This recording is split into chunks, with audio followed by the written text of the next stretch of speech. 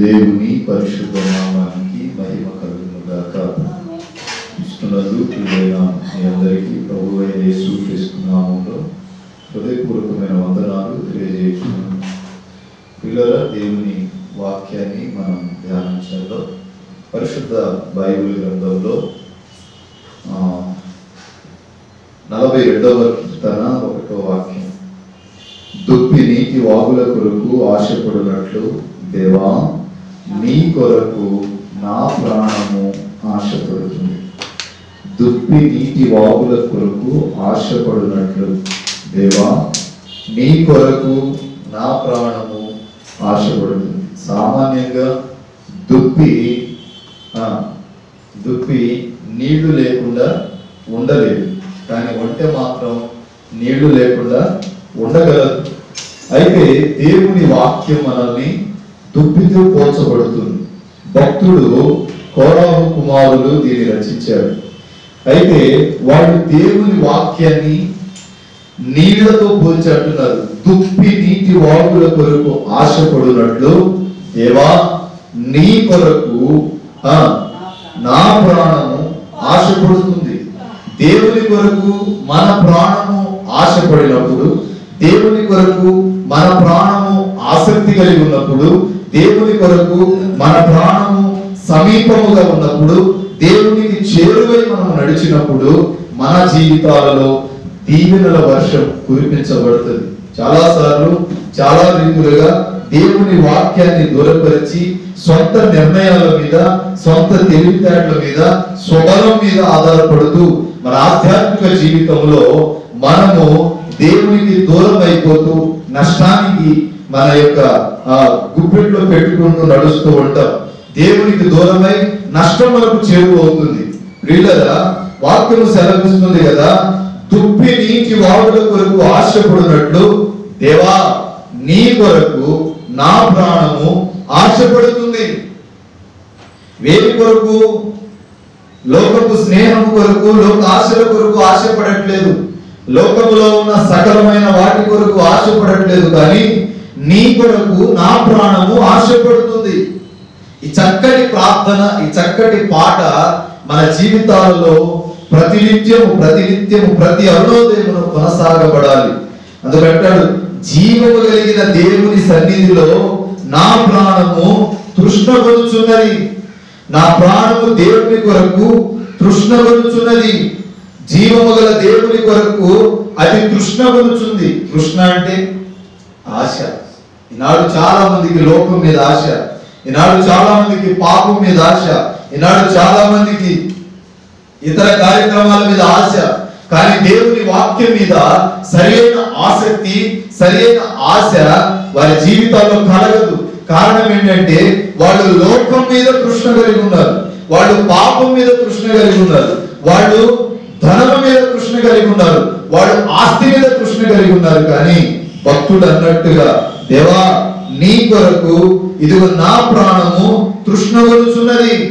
నా ప్రాణము ఉన్నది అంటే, నా ప్రాణము ఆశ కలిగిందంటే అది నీ కొరకే, నీ పని విషయమై, నీ పనిలో కలిగే సంతోషం విషయమై నా ప్రాణము ఇదిగో తృష్ణగొనుచున్నది. జీవము కలిగిన, జీవము లేని వాడిని కాదు, జీవము లేని వాడవు కాదు, జీవము అరుదించబడిన వాడవు కాదు, జీవము కలిగిన నీ కొరకు. ఎందుకంటే ఈ లోకములో జీవము కలిగి, ఈ లోకములో జీవము కలిగి ఆయన ఎత్తబడ్డాడు కనుక జీవము కలిగిన దేవుని కొరకు నా ప్రాణము తృష్ణగొనుచున్నది. దేవుని సన్నిధికి నేను ఎప్పుడు వచ్చేదనా, దేవుని సన్నిధిలో నేనెప్పుడు కనబడేదనా అని నా హృదయంలో వేదన కలుగుతుంది. ప్రియులారా, మన ఆధ్యాత్మిక జీవితంలో ఈ ప్రార్థన ఉండాలి. దేవుని సన్నిధికి నేను ఎప్పుడు వస్తానా, దేవుని సన్నిధిలో అందరికంటే ముందు నేను ఎప్పుడు కనబడతానా, దేవుని సన్నిధిలో అందరికంటే ముందు నేను ఎప్పుడు వస్తానా, నీకు ఎప్పుడు కనబడతానా అని నా ప్రాణం ఆశ కలిగి ఉంది. ప్రియుడు ప్రియురాలి కొరకు ఎదురు చూసినట్టు, ప్రియురాలు ప్రియుడు కొరకు ఎదురు చూస్తున్నట్టు నీవు నేను దేవుని కొరకు ఎదురు చూడాలి. నీవు నేను దేవుని కొరకు ఆశ కలిగి ఎదురు చూపులు కలిగి ఉండాలి. ప్రియుడి కొరకు ప్రియురాలికి ఎంత తృష్ణ ఉంటుందో, చూడాలని ఎంత తపన ఉంటుందో, ప్రియుడు కొరకు ఎంత ప్రేమ దాటి ఉంటుంది, అదే ప్రేమ ఉండాలి, అదే సంకల్పం ఉండాలి, అదే చిత్తము దాగి ఉండాలి, అదే ఆశ ఉండాలి. గత 2 రోజుల క్రితము ఇద్దరు యవనస్తులు పెళ్లి చేసుకున్నారు. ఉదయం 8 గంటలకి, మధ్యాహ్నం 12 గంటలకి ఉన్నావు. దేని మీద నీవు ప్రాణం పెట్టి ఉన్నావు, దేని కొరకు నీవు కనిపెడుతున్నావు, దేని కొరకు నీవు నీ ఆలోచనలను పదులు పెడుతున్నావు. భక్తుడు అంటాడు, దేవుని సన్నిధిలో నేను ఎప్పుడు కనబడేదనా, దేవుని సన్నిధిలో నేను ఎప్పుడు వచ్చేదనా అని నాకే సిగ్గేస్తుంది. అందరికంటే వెలుగు వస్తున్నాను, అందరు వెళ్ళిపోయాక వస్తున్నాను, అందరిని చూసి దేవా నా మదిలో కలుగుతున్న బాధ ఏంటో తెలుసా, నీ సన్నిధిలో ఎప్పుడు కనబడతాను, నీ సన్నిధిలో ఎప్పుడు వస్తానా అని ఆశ కలుగుతుంది. కానీ నేను వెనక్కి వెళ్ళిపోతున్నాను. నీ దేవుడు ఏమాయనని వారు నిత్యము నాకు అనుచుండగా రాత్రింబగళ్ళు నా కన్నీళ్లు నాకు అన్నపానములు అవుతుంది.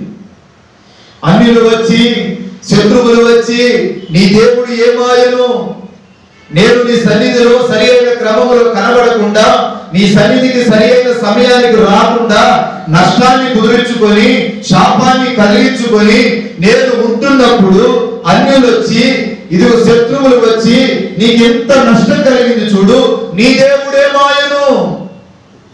ఈ నష్టం కలగటానికి కారణము నేనైతే వాళ్ళు నిన్ను దూషిస్తున్నారు. ఎంతో ఎంతో చక్కగా కోరాహు కుమారులు వారికి కలిగిన మాటలను రాస్తున్నారు. నీ దేవుడు ఏమాయను, నీకెంత కీడు కలిగింది కదా, నీ దేవుడు ఏమాయను. రాత్రింబగళ్ళు నాకు కన్నీళ్లు ఇదిగో నాకు అన్నపానములుగానే మిగిలిపోతున్నాయి. నేను నీ సన్నిధిలో కనబడకుండా, నేను నీ సన్నిధికి రాకుండా, నేను నీ మాట ధిక్కరించి నడుచుకొని పాపాన్ని మూటగట్టుకొని నష్టాన్ని కలిగించుకొని నష్టపడిపోయి ఉంటే నా శత్రువులు వచ్చి నీ దేవుడు ఏమాయనని నిన్ను ద్వేషిస్తున్నారు. నా స్నేహితులు వచ్చి నీ దేవుడు ఏమాయనని నిన్ను ద్వేషిస్తున్నారు. ఈ కీడు కలుగుటకు, కీడు నుండి నీ దేవుడు నిన్ను విడిపించడా అని నిన్ను వేదనకు గురి చేస్తున్నారు. జన సమూహముతో పండుగ చేయుచున్న సమూహముతో నేను వెళ్ళిన సంగతిని సంతోష కలిగి స్తోత్రములు చెల్లించు. ఒకప్పుడు జన సమూహముతో ఎంతో మందిని సమకూర్చుకొని పండుగ చేస్తున్నట్లు నీ సన్నిధికి వెళ్ళిన సంగతిని మరిచిపోయాను. ఒకప్పుడు జన సమూహముతో, కుటుంబ సభ్యులతో, అయిన వాళ్లతో, రక్తబంధాలతో అనేక మందిని నీ సన్నిధికి ఒక పండగ వాతావరణాన్ని సృష్టించి నీ సన్నిధిలో గంతులు వేశావు. నేను మందిరములకు వారిని నడిపించిన సంగతిని జ్ఞాపకం చేసుకుంటుంటే ఇదిగో నేనెంత దిగజారిపోయానో నాకు అర్థమవుతుంది. నేను దేవుని మందిరమును వారిని నడిపించిన సంగతిని జ్ఞాపకము చేసుకోనగా నా ప్రాణము నాలో కరిగిపోతున్నది, నా ప్రాణము ఇదిగో నాలో కృంగిపోతుంది. ఒకప్పుడు బాగా ప్రార్థన చేశాను, ఒకప్పుడు బాగా పాటలు పాడాను, ఒకప్పుడు బాగా స్తుతించాను, ఒకప్పుడు బాగా విశ్వాసులను, ఒకప్పుడు బాగా అన్యులను నీ సన్నిధికి నడిపించాను. కానీ ఇప్పుడు నేనే వెనకబడిపోయి ఉంటే, నేనే వెనక జారిపోతూ ఉంటే, ఇదిగో ఒకప్పుడు నా భక్తిని నేను పరిశోధించుకొని వివేచించుకుంటూ ఉంటే నా ప్రాణము నాలో కృంగిపోతుంది, నా ప్రాణము నాలో కన్నీరు మున్నీరవుతుంది. అయ్యో నేనెంత తప్పు చేశాను, నేనెంత దౌర్భాగ్యపు స్థితిలో నడుస్తున్నాను అని నా ప్రాణము నన్ను కరిగిపోయేటట్టు మాట్లాడుతుంది. నా ప్రాణమా నీవు ఎలా కృంగి ఉన్నావు? నా ప్రాణంతో నేను చెప్పుతున్నా ప్రభువా, నా ప్రాణమా దేవుని సన్నిధికి వెళ్ళక, దేవుని సన్నిధిలో కనబడక, ఆయన సన్నిధిలో ప్రార్థన చేయక, నా ప్రాణమా నీవెట్లా కృంగావు, నీవెట్లా కృంగిపోయావు? ఈ కృంగుదల కలుగుటకు గల కారణం ఏంటి? నేను కృంగిపోవడానికి గల కారణం ఏంటి? నేను చేజారిపోవడానికి కారణం ఏంటి? నేను వెనకబడిపోవడానికి గల కారణం ఏంటి? నాలో మొదలైన లోకపు ఆలోచనలే కదా, నాలో మొదలైన లోకపు క్రియలే కదా, నాలో మొదలైన పాపపు ఇచ్చలే కదా, నాలో మొదలైన అహంకారమే కదా, అహంకార గర్వమే కదా. నా ప్రాణమా నీవెలా నాలో కృంగావు? నీవెలా నాలో తొందరపడుచున్నావు? నీవు కానీ తొందరపడకపోతుంటే నేను కృంగిపోయేవాడిని కాదు కదా, నేను వెనకబడేవాడిని కాదు కదా. ఆ హెచ్చింపు వచ్చి ఆ యొక్క తొందరపాటు జీవితం కలిగి నేను దేవునికి దగ్గరగా ఉండవలసిన వాడిని దూరంగా అయిపోయాను. నిదానించి ఆలోచించే ఆ గుణాన్ని పోగొట్టుకున్నాను. దేవుని యందు నిరీక్షణ ఉంచుము, ఆయనే నా రక్షణకర్త అనియు నా దేవుడనియు చెప్పుకొనుచు ఇంకనూ నేను ఆయనను స్తుతించుచున్నాను. నా దేవుడే నా రక్షణ, నా దేవుడే నా బలము, నా దేవుడే నాకు సమస్తము, నా దేవుని జీవమే నా జీవము అని నడిచిన దినాలను జ్ఞాపకము చేసుకొని, ఇదిగో నేను ఆయనను స్తుతించుచున్నాను. నా దేవా, నా ప్రాణము నాలో కృంగి ఉన్నది. కావున యోర్దాను ప్రదేశము నుండి, హెర్మోను పర్వతము నుండి, మీసారు కొన నుండి ఇదిగో నన్ను విడిపించును. ఎంత చక్కటి కీర్తన! నేను నిన్ను జ్ఞాపకము చేసుకొని ఉన్నాను. అయ్యో ఇన్నాళ్ళు ఎందుకు దిగజారిపోయానో, అయ్యో ఇన్నాళ్ళు ఎందుకు వెనకబడిపోయానో, ఎందుకు పాడైపోయానో, ఎందుకు నా జీవితము విశ్వాస యాత్ర చేజారిపోయిందో జ్ఞాపకం చేసుకుంటున్నాను. దేవా, నీ జల ప్రవాహ ధారల ధ్వని కరుడును పిలుచుచున్నది. నీ అలలన్నీ, నీ తరంగములన్నీ నా మీద పొర్లిపారుతుంది. అలల వలె కష్టాలు, తరంగముల వలె శోధనలు, సమస్యలు నా మీద పొర్లిపారుతుంది. సమస్తానికి ఇదిగో నేను చేదుగా మార్చబడ్డాను. అయినను పగటి వేళ యెహోవా కృప కలుగును ఆజ్ఞాపించును, రాత్రి వేళ ఆయన గూర్చిన కీర్తన, నా జీవదాత అయిన దేవుని గూర్చిన ప్రార్థనయు నాకు తోడుగా ఉంది. నేను పడిపోయినా, నేను చేజారిపోయినా, కొన్నిసార్లు అనుకుంటాం కదా, దేవుని మందిరానికి వెళ్ళట్లేదు, బాగానే ఉన్నాను కదా. బాగానే ఉంటావు, సంపాదించుకుంటావు, అనుభవిస్తావు, భుజిస్తావు, కానీ నీవు పడిపోయావన్న విషయాన్ని సాతానుడు నిన్ను గుర్తుపట్టలేనంతగా, గుర్తించలేనంతగా కృంగదీస్తున్నాడు. నీవు పడిపోయిన చోటును మర్చిపోయావు. వాక్యం సెలవిస్తుంది, దేవా ఇదిగో నీవెలా నన్ను మరిచి ఉన్నావు, తప్పు నేను చేశాను, నీవు నన్ను మరవవద్దని భక్తుడు మొరపెడుతున్నాడు. శత్రువు బాధ చేత నేను దుఃఖాకాంతుడనై సంచరించవలసి వచ్చేనేమి, నా ఆశ్రయ దుర్గమైన నా దేవునితో నేను మనవి చేయుచున్నాను. నీ దేవుడు ఏవాయనని నా శత్రువులు దినమెల్లా అడుగుతున్నారు. వారు తమ దూషణ చేత నా ఎముకలను ఇరుచుచున్నారు. తప్పు మనము చేస్తాం, నిందలు దేవునికి వేస్తాం. తప్పు మనము చేస్తాం, ఘోషలు ప్రభువుకి వేస్తాం. తప్పులు మనము చేస్తాం, దేవుని దుఃఖ పెడుతున్నాం. అందుకంటాడు కదా, నా ప్రాణమా నీవెలా కృంగి ఉన్నావు, నా ప్రాణమా నీవెలా తొందరపడుచున్నావు. దేవుని యందు నిరీక్షణ ఉంచు, ఆయన నా రక్షణకర్త, నా దేవుడు, ఇంకనూ నేను ఆయనను ఏం చేశాడట, స్తుతించుచున్నాను. పిల్లరా, మనం ఎంత దేవునికి దూరంగా వెళ్ళినా, ఎంత దేవునికి చేదు అనుభవాన్ని కలుగ చేసినా, దేవుడు మనలను ప్రేమిస్తూనే ఉంటాడు, దేవుడు మనల్ని చేరదీస్తూనే ఉంటాడు, దేవుడు మనల్ని ఆదరిస్తూనే ఉంటాడు. అది నీ యొక్క స్టేటస్ కాదు, అది దేవుడు నీకు పెట్టిన భిక్ష. అది దేవుడు నీకు పెట్టిన భిక్ష.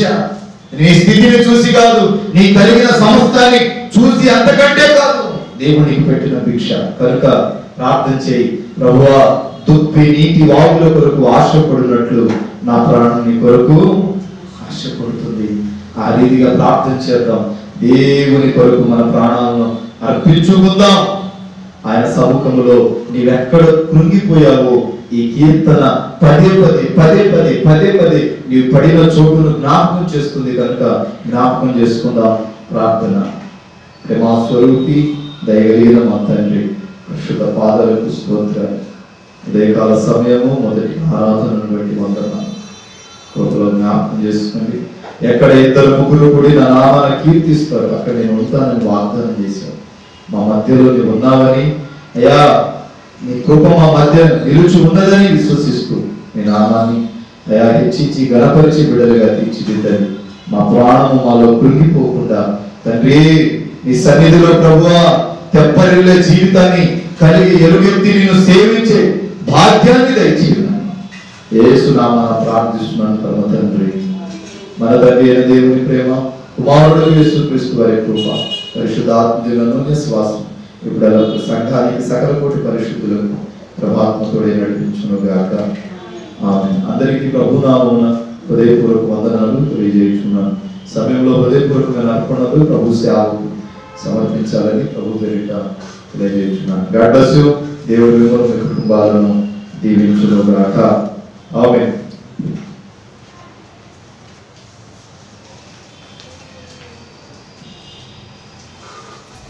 బ్రదర్ బి అభిషేక్ నాయకు, నాగేశ్వరం తండా, మాచువరం మండలం, గుంటూరు డిస్టిక్. మా ఫోన్ నెంబర్ 7659018230.